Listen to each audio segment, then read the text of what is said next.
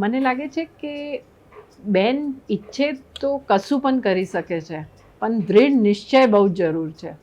અને નિશ્ચયની સાથે આપણે નક્કી કરી લઈએ કે આપણને આ કરવું છે, તો એના માટે પ્રયત્નો અને સ્ટ્રગલ, એનાથી ગભરાવાનું નહીં. નામ ઇન્દુ કપૂર, કામ સમાજ સેવા, ધામ અમદાવાદ, જીવનસૂત્ર જ્યાં સુધી પોતાની મંજિલ ન મળે ત્યાં સુધી સતત કઠોર પરિશ્રમ કરતા રહો.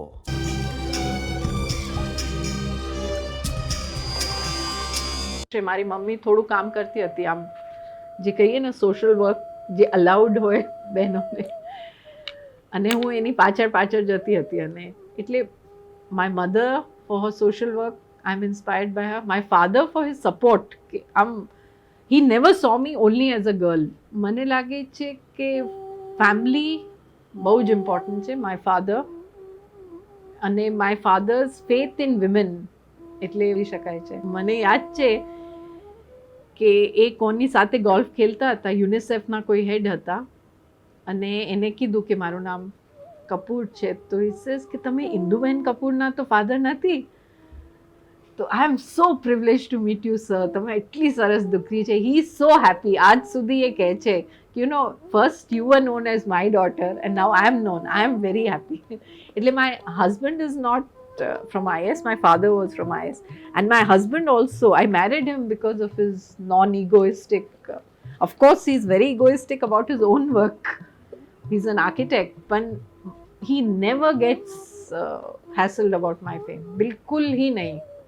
In fact, he's even more accepting than my father. So I would say the support of both my father and my husband as males has been extremely critical.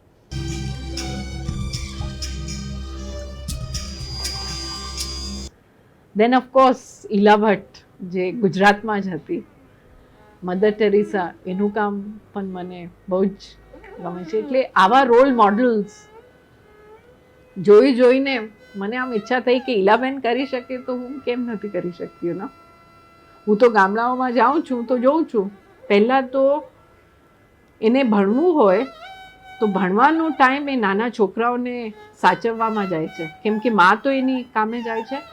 તો બેન ઇઝ કુકિંગ, છોકરી, અથવા શી ઇઝ લુકિંગ આફ્ટર છોકરાઓ. એક time ચલો જતો રહે છે. પછી એને વધારે ભણવું છે ને, અને અમે તો ઘણા પ્રોગ્રામ્સ કર્યા છે જેમાં જે બહેનો ભણી નથી એમને ભણવાની બહુ જ ઈચ્છા હોય છે, બહુ જ સ્ટ્રગલ ઈચ્છા હોય છે, પણ સ્કૂલ જ નથી જેમાં સેફટી હોય, અથવા ગર્લ્સ માટે બાથરૂમ હોય કે પ્રાઇવસી હોય. તો મા બાપ ઈચ્છતા જ નથી કે આવા સ્કૂલમાં જ્યાં એને ટીચર હેરાન કરશે, અથવા એની સેફટી નથી, કિશોરીની સેફટી નથી, તો કેમ મોકલશે એમને ત્યાં. પછી જ્યારે વો રિપ્રોડક્ટિવ પીરિયડ શરૂ થાય છે ત્યારે મા બાપ કહે છે ચલો આનું લગ્ન કરી દઈએ. લગ્ન થાય તો ઇમિડિયેટલી, આજે પણ અમે એક સ્ટડી હમણાં જ કરી છે, 14 વર્ષે લગ્ન થાય છે સૌરાષ્ટ્રમાં, 14 વર્ષ. એટલે 14 વર્ષમાં તમારું લગ્ન થાય, 15 વર્ષે તમે મા બનો, તો ક્યાં તમારી જિંદગી જે કરવાની હોય, 30 વર્ષે તો બુઢી જેવી લાગવા માંગે છે, કેમ કે એકદમ શરીર તો એકદમ ઘસાયેલું જ હોય, કશું હોય જ નહીં એમાં. પછી તમે એટલે it's a very tough life. એટલે હું કહું છું કે without family support, without community support, અને એન્વાયરમેન્ટ એક એનેબલિંગ જોઈએ, સ્કૂલ્સ એવા જોઈએ જેમાં ગર્લ ટીચર્સ હોય, જેમાં બાથરૂમ્સ હોય. આપ તમે માનશો નહીં કે અમે જ્યારે કિશોરીઓ સાથે કામ કરતા હતા તો આખું પ્રોગ્રામ સશક્તિકરણનો અમે એવી રીતે શરૂ કર્યો કે છોકરીઓ, આજની છોકરીઓ, તમારા મતે સશક્તિકરણ શું છે, એટલે તમારા માટે આ શું છે. તો એ લોકોએ જે વાત કરી અમને એકદમ નવાઈ લાગી, કેમ કે એ તો અમે ગ્રાન્ટેડ લઈ લીધું હતું. એમને કીધું કે અમારી પસંદથી અમારું લગ્ન થાય એ અમારા માટે એક સશક્તિકરણની વસ્તુ છે. બીજું વસ્તુ એ કીધું કે અમને મોબિલિટી મળે, અને આ હું શાહીબાગની વાત કરું છું, કોઈ બહુ ગામડાની વાત નથી કરતો, કે ભાઈઓ જેવું અમને સાયકલ મળે એટલે મોબિલિટી થાય તો એ અમારા માટે શક્તિકરણ. અને ત્રીજું કહ્યું કે ભાઈઓ જેવું ભણવાનું મળે તો એ અમારા માટે સશક્તિકરણ. એટલે અમે સી વાતો કરીએ છીએ બીજા સશક્તિકરણ, આ સિમ્પલ વસ્તુઓ જે અમે ટેકન ફોર ગ્રાન્ટેડ કરી લીધી છે. હું 21 કે 22ની હતી જ્યારે હું આ ગામડામાં શીખવા ગઈ અને એ જ વસ્તુ હું આવીને આમ ઠોસ કરીને મિટિંગમાં કીધી એટલે બધા ઓફિસર ચૂપ થઈ ગયા કે આ છોકરી કાલની ભણેલી MSc ન્યુટ્રિશન શું કહે છે અમને, અમે લોકો 20 વર્ષથી આમાં છે. એટલે સાંભળવાનું જ નહીં. એ તો વાત હું 20 વર્ષ પહેલાંની કરું છું. હમણાં જ અમે એક નેશનલ કન્સલ્ટેશન કરી છે મોટાની, એટલે સ્થાપિત ચેતના સંસ્થાની સ્થાપિત ઇન્દુબેન કપૂર આ વાત કહે છે. તો પણ કોઈ લોકોને, અને એ મોસ્ટલી મેલ્સને એવું લાગે છે કે આ તો બહેનોની વાતો છે એટલે બેન કરે છે. એટલે પણ મારું એવું અનુભવ છે અને મારું એવું માનવું પણ છે કે આપણે જ્યારે કોઈ પણ વસ્તુમાં ચેન્જ લાવવી હોય, સ્થાપિત વસ્તુમાં, ત્યારે એ લોકોને સાથે લઈ જવાનું બહુ ઇમ્પોર્ટન્ટ હોય છે કે તમે લોકો એમને પહેલાંથી કહો કે તમે આ એક કામ કરો છો અને એ કામમાં આ અનુભવ થયો છે. એટલે સંસ્થા બહુ જરૂરી છે. આમાં ઇન્દુ કપૂર નથી કહેતી, પણ ઇન્દુ કપૂરની સાથે જો એટલા બધા કામ કરે છે એ લોકોનું અનુભવ કહે છે.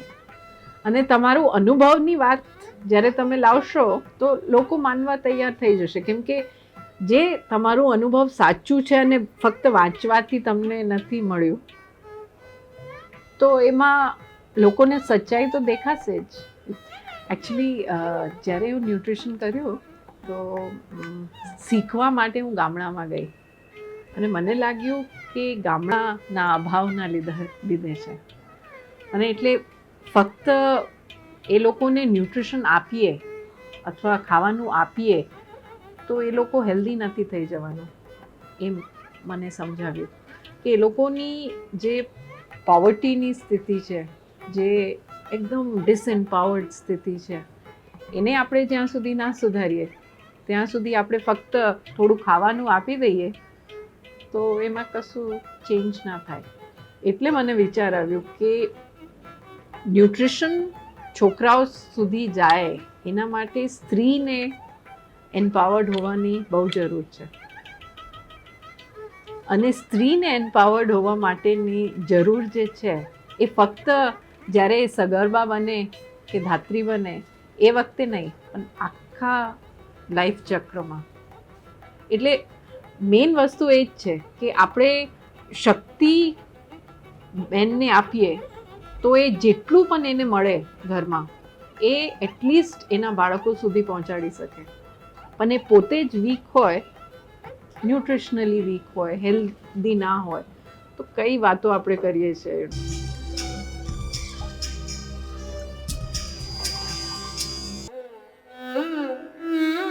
મને આટલા બધા ગામોમાં ફરવાનો, લકીલી હું ગુજરાતને ચૂઝ કર્યું કે ગુજરાત બહુ જ સેફ જગ્યા છે, કેમ કે મૂળ હું યુપીની છું, પણ યુપીમાં 1-2 વાર હું ગામમાં ગઈ એટલે બહુ જ ડિફિકલ્ટ. ગુજરાતમાં થોડી સેફટી તો ખરી, એટલે હતી, હવે હું નથી કહી શકતી આજની સ્થિતિ શું છે, પણ હતી. એટલે મને થોડું આમ એ તો લાગતું હતું, પણ એકલી રહેવાનું, તમે બધા મારા નેબર્સ, મારો દરવાજો ખુલે નહીં કે બધા જોવાનું થાય. ફ્લેટમાં રહેવાનું એટલે બધા કે શું કરે છે ઇન્દુબેન. અને સ્પેશલી જ્યારે હું નથી પરણેલી તો બહુ જ મારા ઉપર નજર. ઇનફેક્ટ હું મારા હસબન્ડને ઘણી વાર જોક કરું છું કે પરણવાથી મારું સ્ટેટસ વધી ગયું છે, એટલીસ્ટ ઇન્ડિયન સોસાયટીમાં, કે હવે હું એક્સેપ્ટેબલ થઈ ગઈ છું. તો તમે વિચારો કઈ સ્ત્રી એકલી રહી શકે જેને ઈચ્છા પણ હોય, કેમ કે એકદમ મારું નેચરલ થોડી વસ્તુઓ આમ નોર્મલ થઈ ગઈ. નહીં તો રોજ વાતો. મારા સાથે એક ભાઈ રહેતો હતો, એ પણ એકલો હતો. એના માટે તો નેબર્સ ખાવાનું મોકલે, એના ઇસ્ત્રીના કપડાં રાખી લે, બધું. મારા માટે કશું નહીં. નેબર્સનું સપોર્ટ, કોઈ સપોર્ટ નહીં કે આ બેન તો પોતે કરે છે, એમને તો કરવા દો. એમને વધારે આમ સહાનુભૂતિ આ તે, એટલે એ જ સમાજમાં, એ જ સોસાયટીમાં, એ જ ફ્લેટમાં હું રહેતી હતી, પણ નેબર્સ એમને સપોર્ટ કરે અને મને ના કરે. અને સેફટીની તો તમે વાત જ ના કરો. Means almost every second man જે અપ્રોચ કરે, થોડી વાર પછી તો આમ પૂછે જ કે કે લગ્ન નથી કર્યા એટલે કોઈ બીજું તો એ હશે. એટલે it is horrible. So you can't imagine society. પહેલાં પિંચિંગ તો એ જ હતું કે આટલા વર્ષ સુધી લગ્ન ના કર્યું એટલે કોઈ પ્રોબ્લેમ હશે, એટલે એવું થયું. તો દેટ કાઇન્ડ ઓફ ટોક. પછી દેશે કે હવે પરણી તો ગઈ છે, હવે છોકરાઓ ક્યારે કરશે, એટલે that kind of pinching. Then male ego, કે જ્યારે કોઈ એક્સેપ્ટ મીન્સ તમે જાઓ તો તમને થોડું ઇમ્પોર્ટન્સ મળે તો મેલને કેવું લાગે. But luckily I am not affected by criticism very easily. અને એટલું બધું સપોર્ટ કે જ્યારે હું ડિસાઈડ કર્યું કે મને અમદાવાદમાં રહેવું છે, તો હું 2-3 વર્ષ શોધતી ગઈ કે ઘર મળવાનું, અને 3-4 કારણે મને ઘર ના મળ્યું.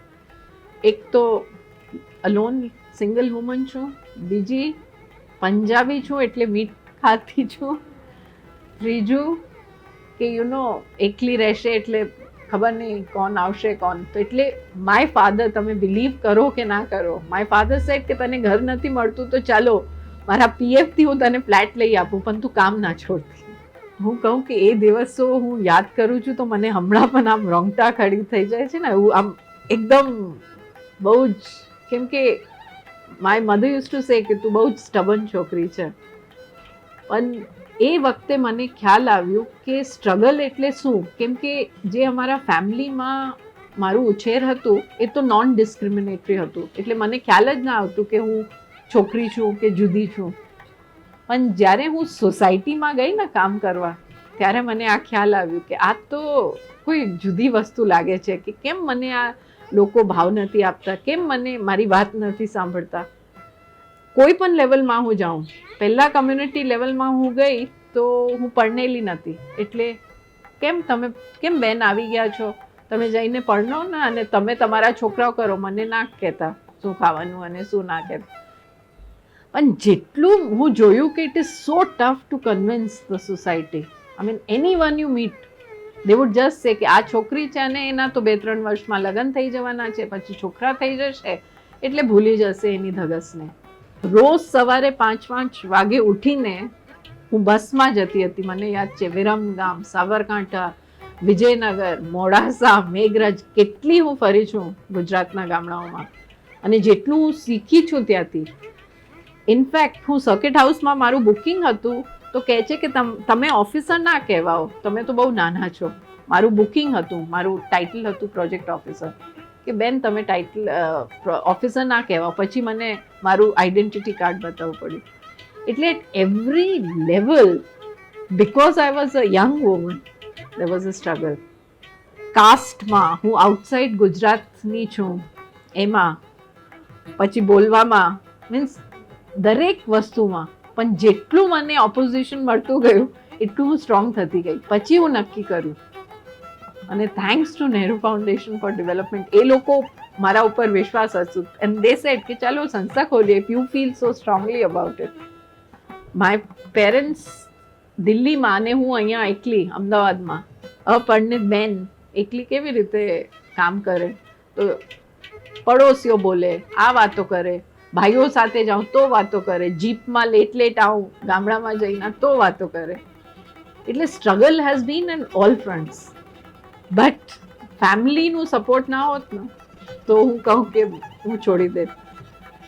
દરેક મોર્નિંગમાં જ્યારે 5 વાગે ઉઠવાનું હતું, મને પણ થોડું આલસ આવે, નોર્મલ છે, યંગ પર્સનને આલસ તો આવે જ. મમ્મી કહેતી નહીં તને આ કરવું છે તો ઉઠી જા. એટલે એકલા જવાની મને છૂટ હતી. એટલે એવું સ્ટ્રગલ કરીને હું નીકળી છું એમાંથી. એટલે મને આજે પણ હું યાદ કરું છું તો મને લાગે છે કે ખરેખર 20 વર્ષ થઈ ગયા અને હું સ્ટ્રગલ સ્ટીલ કન્ટિન્યુઅસ, પણ આજે સ્થિતિ મચ બેટર છે.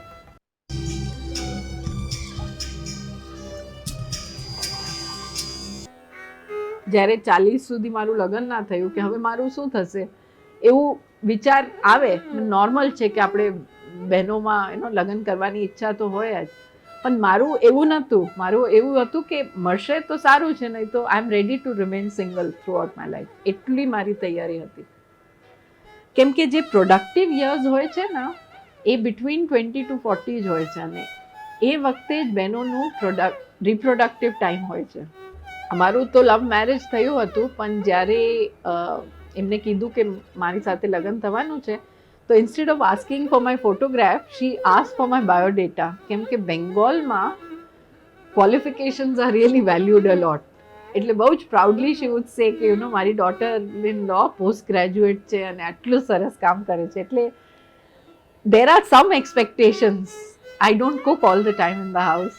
Yeah, he was in the government service, so he knew કે ગામડાઓમાં જે જરૂર હોય છે એનું શું ઇમ્પોર્ટન્સ છે. અને ખાસ કરીને બાળકો સાથે જે મને કામ કરવાનું હતું એ જ્યારે પ્લાનિંગ કમિશનમાં હતું, મને યાદ છે કે ICDS પ્રોગ્રામ ફોર્મ થતું હતું, અને ફોર યંગ ચિલ્ડ્રન જે હું વાતો કરતી હતી કે મને યંગ ચાઇલ્ડ માટે આ ન્યુટ્રિશન જોઈએ, ન્યુટ્રિશનથી જ શરૂ કર્યું ને, આ જોઈએ તે જોઈએ, તો બહુ જ સપોર્ટ અને બહુ જ હેલ્પ અને બહુ જ ગાઈડન્સ.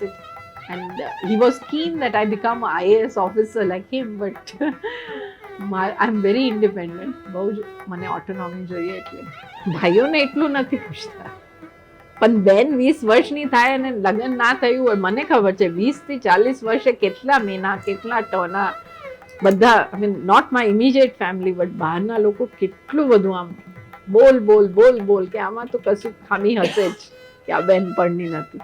એટલે એકદમ જસ્ટ ટુ પ્લીઝ સોસાયટી લોકો લગ્ન કરતા હોય છે, નોટ આઉટ ઓફ ચોઇસ. અને હું તમને કહું કે નોટ આઉટ ઓફ એકદમ out of choice I married, not because I was tired of કે આ શું કહેશે એ શું કહેશે. એટલે આઈ થિંક પોતાનું ગોલ હોવું બહુ જ ઇમ્પોર્ટન્ટ છે, અને એ ગોલ તમને તમારી ફેમિલી આપી શકે છે, તમારું એન્વાયરમેન્ટ આપી શકે છે, તમારું एजुकेशन આપી શકે છે. कि मेरे हस्बैंड बहुत अच्छे हैं, तो अगर मुझे 10 साल पहले मिल गए होते तो बहुत अच्छा होता. ये है. मगर अगर मैं ये काम में आती नहीं तो मैं उनको भी शायद नहीं मिलती, तो वो भी बात है ना. तो I feel that's the only regret I have, इतना अच्छा है मेरा फैमिली लाइफ, ये थोड़ा जल्दी शुरू हो जाता है तो बहुत मजा आता है. શાંત છે, બટ એમાં એક તૂફાન તો છે અંદર. એકચ્યુઅલી એ જે તૂફાન છે, જે પેશન છે, એ હું ઘણી વાર જોયું છે.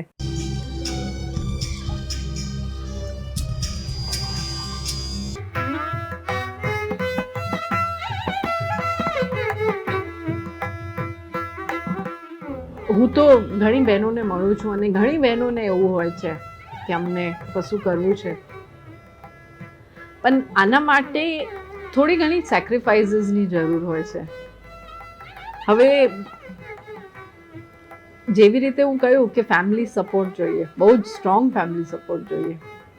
પછી યુ નીડ કે તમે બહુ ઇફેક્ટ ના થાઓ કે રૂટીનમાં આવું થાય છે એટલે અમે પણ આ જ કરીએ. એટલે જે કહીએ છીએ ને, જે નોર્મલ ટ્રેડિશનલ થિંકિંગવાળા હોય, પછી કહે કે મને આ પણ કરવું છે ને આ પણ કરવું છે, કે મને બહુ જ આમ સોશિયલ થવું છે બધા લોકો સાથે.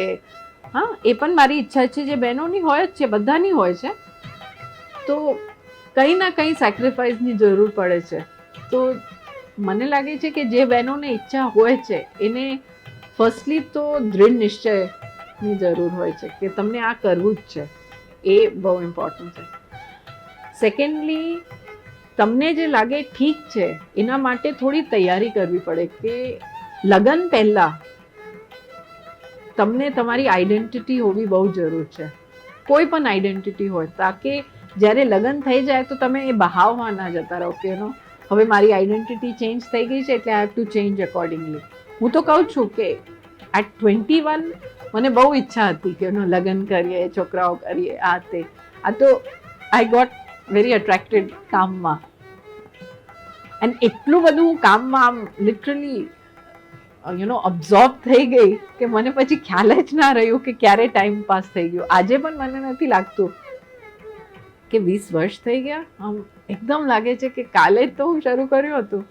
જે આપણે કરવા માંગીએ છીએ એનું દૃઢ નિશ્ચય બહુ જરૂરી વાત છે. બીજું કે થોડું તમને તમારી લાઈફમાં શું કરવું છે એ નક્કી કરવાનું. કેમ કે ઘણી બહેનો એવી હોય છે જે છોકરાઓ 5-6 વર્ષ થઈ જ ગયા હોય પછી ઇન્વોલ્વ થાય, એ પણ એક ઓલ્ટરનેટિવ છે.